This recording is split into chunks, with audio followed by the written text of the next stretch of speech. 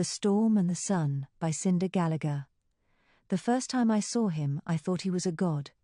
The torches cast long shadows over the alley, smoke curling from the festival fires, the scent of roasted figs and spiced wine thick in the air.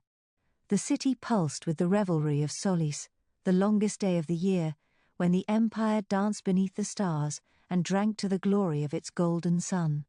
I had stolen away from my father's villa, shedding my silks for a plain tunic and a hooded cloak. I wanted to breathe the night air without guards at my back, to walk through the streets like an ordinary girl. But I had wandered too far, past the crowded avenues of noble merrymakers, into the shadowed corridors behind the great amphitheatre. That was where I saw him. A man stood in the flickering light, bare to the waist, his skin darkened with sweat and dust, a thin chain gleaming at his throat. He had the look of something elemental, something pulled from the peaks of the mountains, tall, broad-shouldered, his muscles carved like the statues of warriors long dead. But it was his eyes that caught me, not gold like the emperor's, not the rich brown of noble sons, but a color between steel and storm, shifting as he moved, as if the sky had settled behind his gaze. I knew who he was before I even heard his name. Avagis the Stormborn, the Empire's favorite gladiator. My father had spoken of him in passing, as one speaks of an exquisite beast, something to be admired from a distance, but never touched. I had heard his name whispered at banquets, seen women lean closer when the amphitheatre's master described the way he fought, the way he killed. They said he had once been a prince of a far-off kingdom, a ruler's son who refused to bow when the Empire's legions came. That they had burned his city to the ground and dragged him to the Empire in chains. That he had not spoken a word for a year after, until he stepped into the arena and slaughtered the champion who had mocked him. It was a good story, too good to be real. And yet here he was, standing in the dust, his chest rising and falling with slow, measured breath. A group of men surrounded him, laughing, calling for more wine.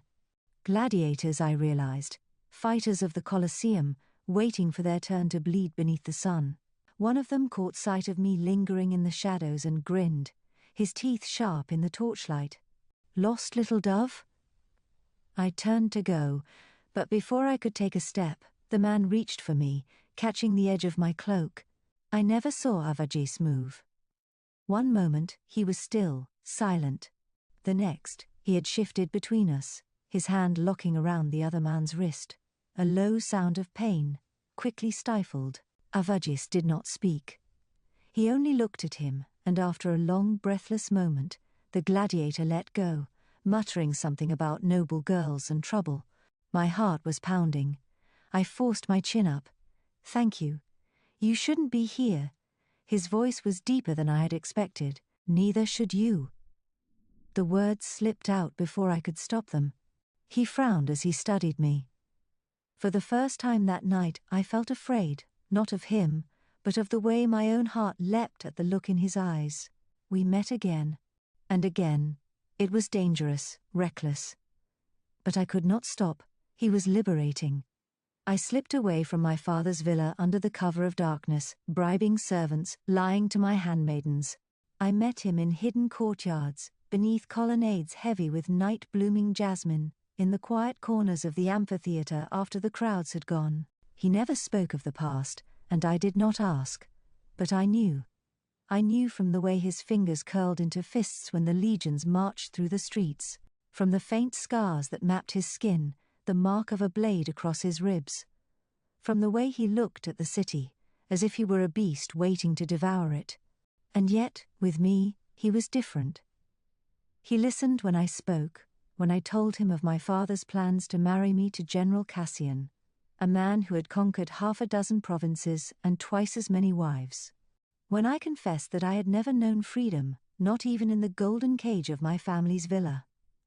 "You're the daughter of a senator," he said once. "You could have anything you want. Not anything that matters." He watched me for a long moment, then reached for my hand, his fingers rough against mine. It was the first time he had touched me, and it was the first time I let myself believe that love, real, reckless, ruinous love, could be mine.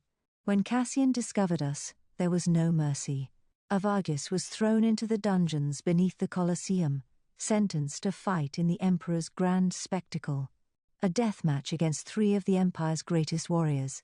A game designed for one ending. The night before the battle, I bribed my way into his cell. "You have to run," I whispered. He shook his head. "There's nowhere to go." Yes, their eyes, my hands were shaking. The Eastern Mountains. Beyond them, the Empire is nothing but a name. He looked at me then, as if trying to carve my face into memory. "If I run, you will never see me again. If you stay, I will never see you again." Silence. Then, slowly, he nodded.